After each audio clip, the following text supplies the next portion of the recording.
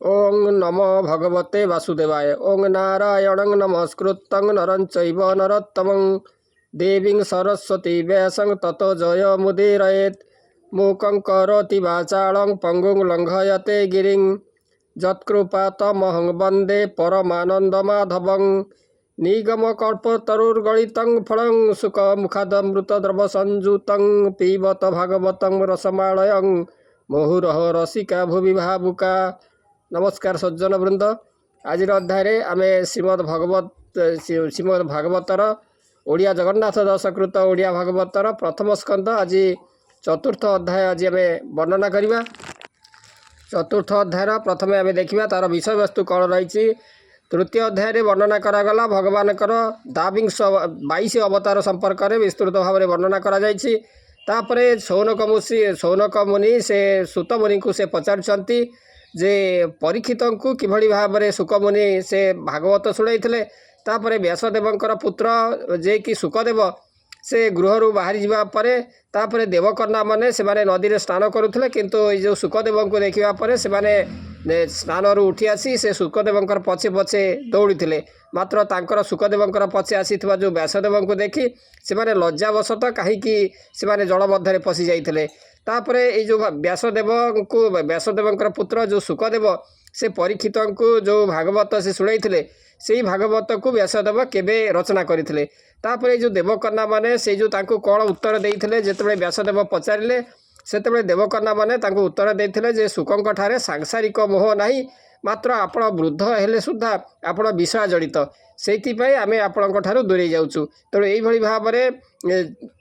जे समदर्शी एवं निर्विकार सुकमुनि थे से भाव में से निर्विकार समदर्शी। तेणु से क्यों राज्य माने क्यों कारण से कुरु राज्य को आसिले से कथा आम आगे वर्णना करंतु। एक कथा जो सुतमुनि सौनक मुनि सुतमुनि को एक कथा प्रश्न पचारि से कथा आमर जो वर्णना रही आमर अति बड़ी जगन्नाथ दास से नवाक्षरी छंदे किभली भाव में ताहा रचना करछंती से विषय आम देखा। श्री सुत उवाच एमंते भागवत वाणी सुत मुनिंक मुखु शुणी मुनिंक मध्ये कर्म सिद्ध सौनक नामे कुलवृद्ध सर्वमुनिंक अवधाने पुच्छन्ति मधुर वचने। सौनक वाच हे सुत तुम्भे महाधीर बकता जन मध्यवर जाह्नवी तटे राजा आगे सुक कहिले ब्रह्म भागे से कथा कह आंभ आग तुम्भे जे अट महाभाग ए भागवत शास्त्र के बे व्यासर चिले केउ जुगे काहार बोले काही बसी कि भावे कि हेतु उद्देशी सुक जे ताहांक कुमार समदरसी सत्तसार एकांत मति रात्र दिने कृष्ण महिमार प्रसन्ने निर्माया मूढ़ता प्रतीति लक्षण पारे केही गति जार आगमन काले देवकामिनी थिले जले उलग्ने थाई तांकु देखी धाइले स्नान कुपेक्षी देखिबा अर्थे जल तटे मिलिले सुकंक निकटे व्यासंकु तांक पछे चाही जड़े पशिले बेगे जाई स्वभावे सिद्ध से युवती जानती सर्व प्राणी गति एमंते कन्या गणे चाही व्यास कहती खेद पाई देखी कन्याक मूढ़ मत चंचल व्यासंकर चित्त पुणी क्षणके पाई शांति कन्या को चाही पचारती अइल मोर पुत्र चाही किंपा पशिल जड़े जाई एकिस तुम्भर बेभार ए सुक मोहर कुमर तरुण बयस ए हार ए वृद्ध शरीर मोहर व्यास वचने नारी गणे तक्षणे नमिले चरणे कहन्ती व्यास मुख चाहिँ संसार तार हृदय राहे स्त्री पुरुष न जानती समस्त एक भावे चिन्ती तुम्भे जे कह आम्भे वृद्ध विषया रसे अछि सध एघेनी होई लुअन्तर आम्भर दोष क्षमा कर एमन्ते गले नारी गणे सुख रहिले सेही बने सौनक वाच से सुख मुनि किस कार्ये प्रवेश कले कुरु राज्ये उन्मत्त जड़ रूप बही ताहांकु केही न जाणए केमन्ते परीक्षित तुले मिलिले जाह्नवीर कूले तहि अनेक मुनि मध्ये ए भागवतर संवादे प्रजांक घरे सायंकाले जे नित्य भिक्षा अबा मिले गोध मात्रे दारे रही गृहिंकु तीर्थ फल देई भमुनि परीक्षित मेळे मिलिले पूर्व पूर्ण फळे से भागवत परीक्षित स्वभावे अभिमनु सुत ताहार जन्म कर्म जेते कहिब आम्भर अग्रते अद्भुत प्राय अछु मणि एबे तरिबु एहा शुणी से सर्वराजंक शिखर पांडव वंशे कीर्तिकर राज्य संपद छाड़ी दूरे किंपा रहिले गंगा तीरे शत्रु राजाए जार पाद नमंती देईण संपद जुबा बयसे नरपति तेजिण अचल विभूति जेहु शरीर ए संसारे बहई पर उपकारे हरिचरण चिंते चित्ते जे राजा नित्ते जनहिते से किंपा तेजिला जीवन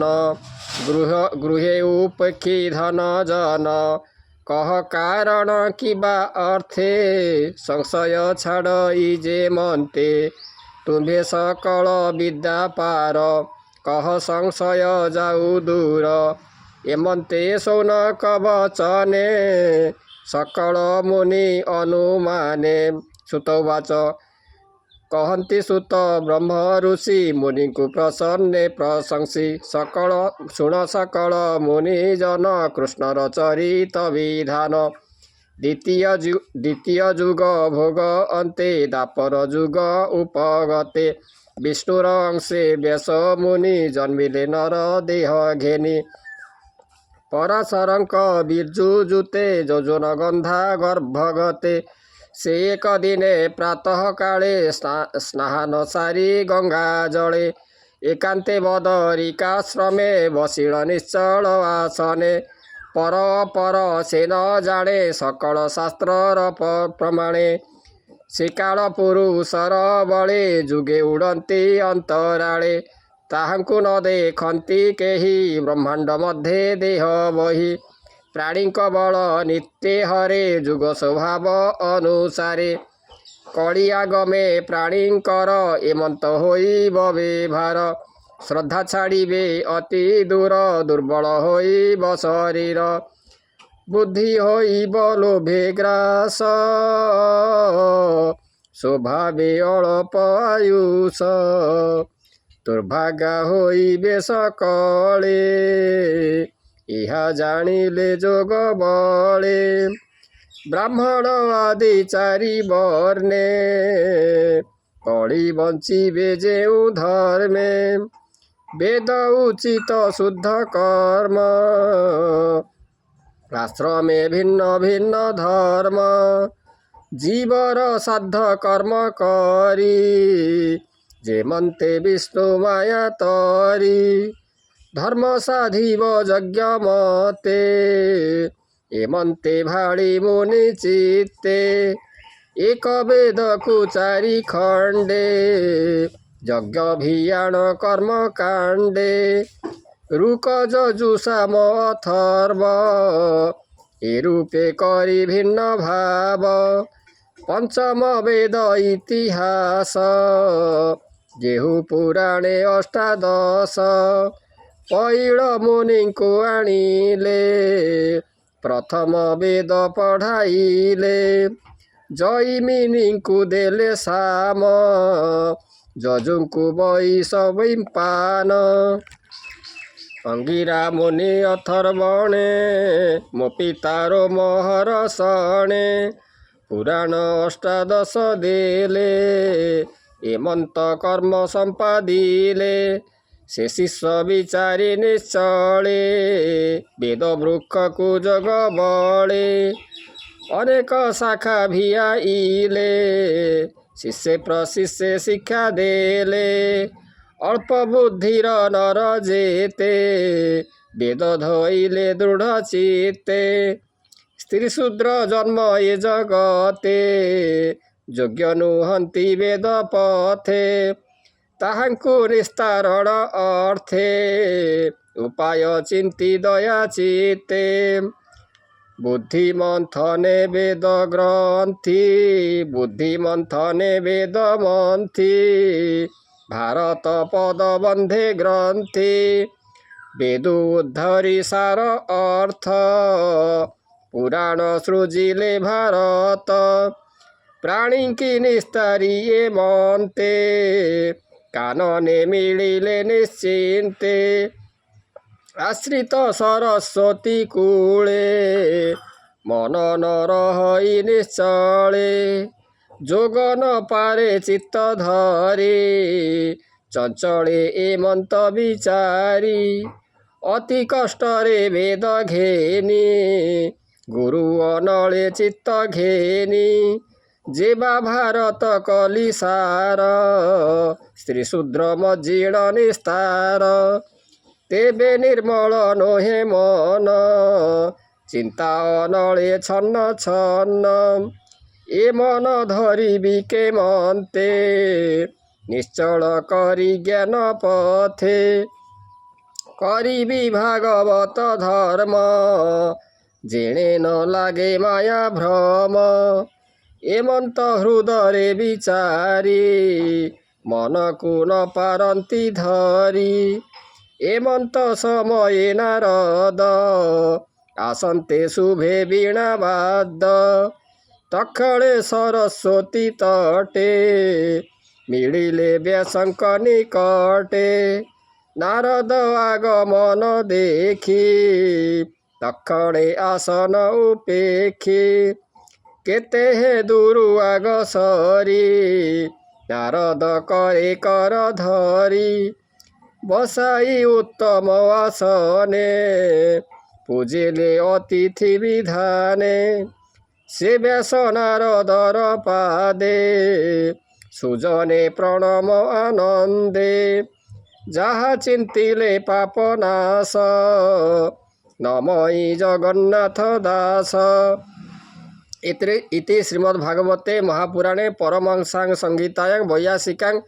ପ୍ରଥମ ସ୍କନ୍ଧେ ନାରଦ ଗମନଂ ନାମ ଚତୁର୍ଥ ଅଧ୍ୟାୟ। ଶ୍ରୀମଦ୍ଭାଗବତର ତାର ପ୍ରଥମ ସ୍କନ୍ଧର ଯେଉଁ ଚତୁର୍ଥ ଅଧ୍ୟାୟ ଆପଣମାନେ ଶୁଣିଲେ ଭଗବାନଙ୍କର ଦିବ୍ୟ କଥାମୃତ